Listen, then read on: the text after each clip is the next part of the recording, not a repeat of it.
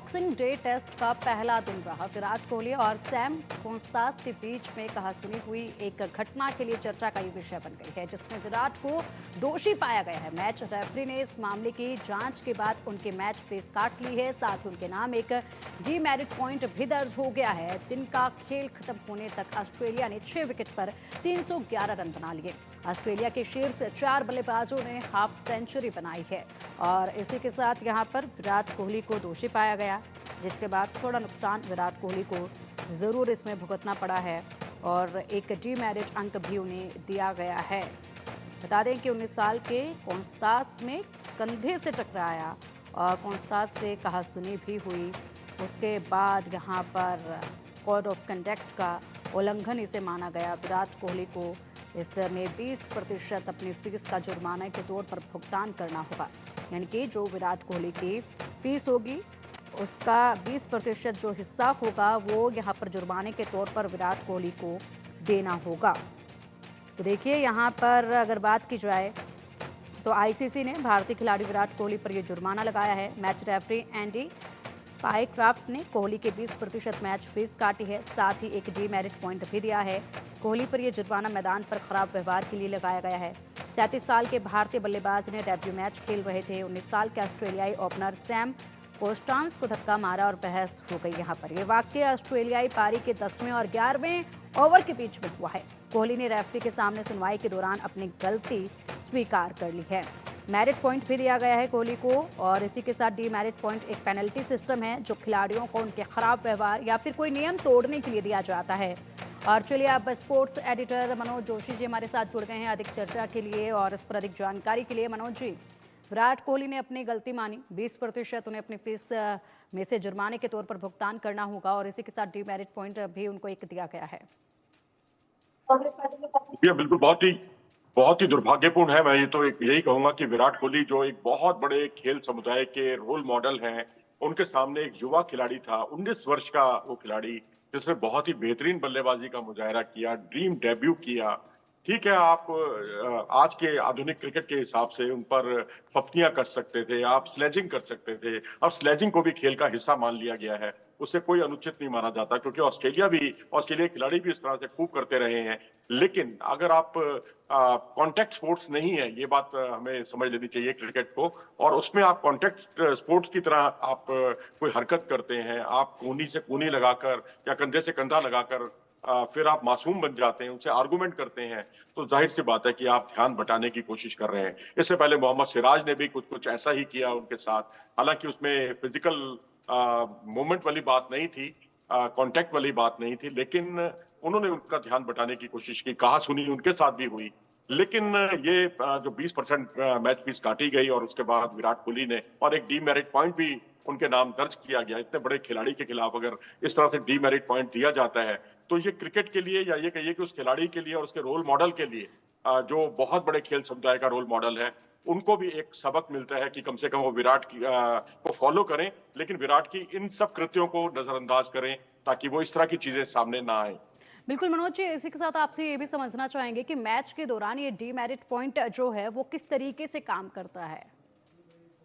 देखिए, आईसीसी का जो कोड ऑफ कंडक्ट है उसकी धारा 2.12 जो है उसमें लेवल 1 का इसे अपराध माना गया है। अच्छी बात यह है कि लेवल 2 का अपराध नहीं माना गया, क्योंकि लेवल 2 के अंतर्गत अगर आप अपोनेंट को गिराते हैं, आप फिजिकली असॉल्ट करते हैं, उसको गिराते हैं या वो इंजरी का शिकार हो जाता है, तो उस स्थिति में आप पर बैन भी लग सकता था।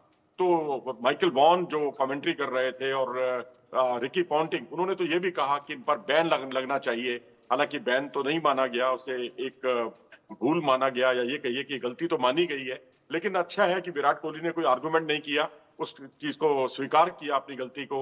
नहीं तो यहाँ सुनवाइयां होती, सुनवाइयों में और ज्यादा वक्त खराब जाता। तो क्योंकि भारत का मोटिव अब इस समय WTC के फाइनल में पहुंचना है, सीरीज जीतना है, तो इन पचड़ों में ना ही पड़ा जाए तो अच्छा है। लेकिन ये एक सबक जरूर है विराट कोहली के लिए भी और उनके बाकी खिलाड़ियों के लिए भी, जो इस तरह के कृत्यों में शामिल होते हैं, जो बहुत मैं समझता हूं कि क्रिकेट को हाशिए पर धकेलती हैं इस तरह की घटनाएं।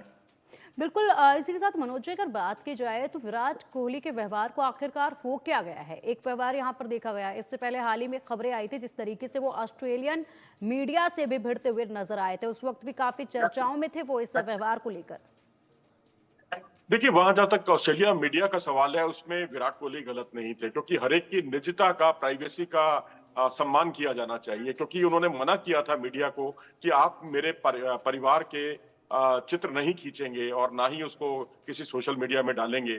लेकिन वहां उनकी उस पर शूट किया गया बाकायदा, उस पर उन्होंने आर्गुमेंट भी किया। वहां विराट कोहली गलत नहीं थे। लेकिन हाँ, कई बार हमने देखा उनको इस तरह की घटनाओं में लिप्त होते हुए।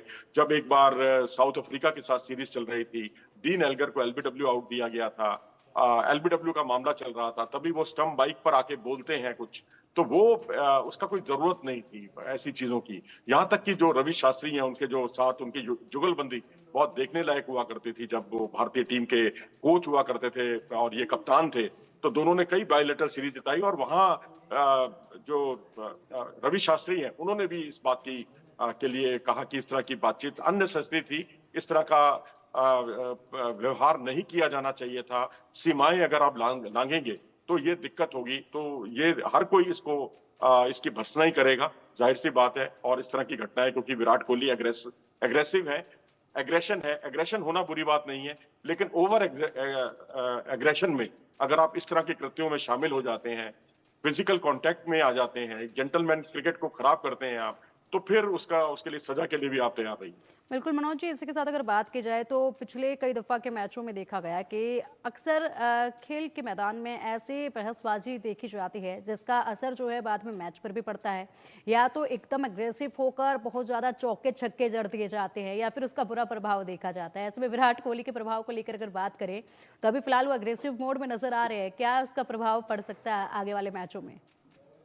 नहीं पढ़ना चाहिए। बहुत पेशेवर खिलाड़ी हैं, प्रोफेशनल खिलाड़ी हैं, और मेरे ख्याल से इस तरह की चीजें नहीं होनी चाहिए। इस बात को वो समझ भी रहे हैं। अगर प्रभाव पड़ना होता तो निश्चित तौर पर वो इसके खिलाफ भी जाते इस निर्णय के। लेकिन जो उन्होंने अपनी गलती मानी, बहुत अच्छी बात है, मैं समझता हूँ। लेकिन उनका व्यवहार शुरू से ही कुछ ऐसा रहा है। जब वो टीम के कप्तान थे और अनिल कुंबले टीम के कोच थे, दोनों काबिल खिलाड़ी रहे। और लेकिन दोनों के बीच में अंडरस्टैंडिंग की कमी थी, जिसकी वजह से उनका चैंपियंस ट्रॉफी 2017 में टीम को नुकसान भी हुआ। भारतीय टीम फाइनल में पाकिस्तान से हारी थी। तो इस तरह की चीजें जो है आपकी अंडरस्टैंडिंग में कई तरह के सवालिया निशान लगाती हैं। लेकिन अब वही रवि शास्त्री के साथ इनकी ट्यूनिंग बहुत अच्छी हुई। तो इसलिए कई बार बहुत ज्यादा विद्वत्ताएं दोनों तरफ से हो तो तलवारें भी दोनों तरफ से खिंच जाती हैं। तो इस तरह के कृत्यों पर लगाम लगना बहुत जरूरी है। जो आईसीसी ने एक बहुत सही कदम उठाया, और उन्होंने ये नहीं देखा कि कौन किस कैलिबर का प्लेयर है, लेकिन गलती गलती है, चाहे वो बड़ा कोई खिलाड़ी करे चाहे छोटा कोई खिलाड़ी करे। बिल्कुल, मैच को लेकर अगर बात की जाए तो फिलहाल मैच को किस दिशा में जाते हुए आप देख पा रहे हैं? देखिए, मैच जो है अभी ओपन है, और शुरू में पहला सत्र ऑस्ट्रेलिया के नाम रहा, दूसरा सत्र भी ऑस्ट्रेलिया के नाम रहा, क्योंकि दोनों सत्रों में भारतीय टीम केवल एक एक विकेट ही झटक पाई थी। लेकिन तीसरे सत्र में भारत ने 4 विकेट झटके, और उसमें जसप्रीत बुमराह का बहुत बड़ा योगदान था। रोहित शर्मा की कप्तानी पहली बार इस सीरीज में बहुत अच्छी रही, जहां पर वो 45वें ओवर में उनको लाते हैं। तो जसप्रीत बुमराह आते ही एक विकेट चटकाते हैं और उस्मान ख्वाजा को आउट करते हैं। उसके बाद एक बीच में वाशिंगटन सुंदर विकेट लेते हैं। तो कुल मिलाकर 9 रन के अंतराल में ऑस्ट्रेलिया 3 विकेट खो देता है। तो कहाँ ऑस्ट्रेलिया बहुत मजबूत स्थिति में बढ़ता हुआ दिख रहा था, और कहाँ 9 रन में 3 विकेट गिरने से वो बिल्कुल बैकफुट पर आ गया। तो मैच ओपन है जी, कहीं भी जा सकता है। और उसके लिए आकाशदीप की भी तारीफ करनी पड़ेगी कि उन्होंने आज दिन भर में बहुत बढ़िया गेंदबाजी की, और नई गेंद आते ही उनकी बाछें खिल गई और उन्होंने एक विकेट भी चटकाया। बिल्कुल, इसी के साथ अगर मनोज जी बात की जाए तो जिस तरीके से भी मैच को लेकर हमने बात की और जो आईसीसी ने अभी फिलहाल जो व्यवहार विराट कोहली का देखा गया उस पर कदम उठाया, ऐसे में अगर हम बात करें 2018 के मैच को लेकर तो उस वक्त भी आईसीसी में ऐसे एक मामले में साउथ अफ्रीकी खिलाड़ी कगिसो रबाडा पर एक्शन हुआ था और उस वक्त उनके फेस से 50% जुर्माना काटा गया था। साथ ही साथ 3 डीमेरिट अंक भी उन्हें दिए गए थे क्योंकि उन्होंने कप्तान स्टीव स्मिथ को जानबूझकर उस वक्त पर धक्का मारा था। उस वक्त भी बड़ा हर्जाना लगाया गया था और जिस तरीके से कार्रवाई उस वक्त की थी उसके बाद अब यहाँ पर विराट कोहली का ऐसा व्यवहार देखा गया है। आईसीसी सख्त नजर आता है ऐसे व्यवहार के खिलाफ, लेकिन बावजूद इसके ये जो हलचल है मैदान पर ये अक्सर खिलाड़ियों के बीच में देखी जाती है। जी हाँ, बिल्कुल, एक तरफ तो हम जेंटलमैन गेम कहते हैं क्रिकेट को, और कहाँ इस तरह की जब घटनाएँ होती हैं, उसमें लेवल देखा जाता है कि आपके अपराध का जो आपने जुर्म किया, अपराध किया, उसका लेवल क्या है? लेवल 1 है, 2 है या 3 है? अब अगर मान लीजिए वो खिलाड़ी गिर जाता उस वक़्त, तो हो सकता है लेवल 2 का अपराध माना जाता, और उस वक़्त उन पर एक मैच का के लिए उन्हें प्रतिबंधित भी किया जा सकता था। आपने डीन एल्गर का, आपने रबाडा का ज़िक्र किया। इस तरह की घटनाएँ जो हैं कई और खिलाड़ी भी करते रहे हैं। 2 या 3 डीप मेरिट पॉइंट भी उनको दिए जाते हैं। तो ये साल के अंत में जब वो जुड़ते हैं, और आप पर 1 मैच का या 2 मैचों का प्रतिबंध भी लगाया जा सकता है इन सब चीज़ों के लिए।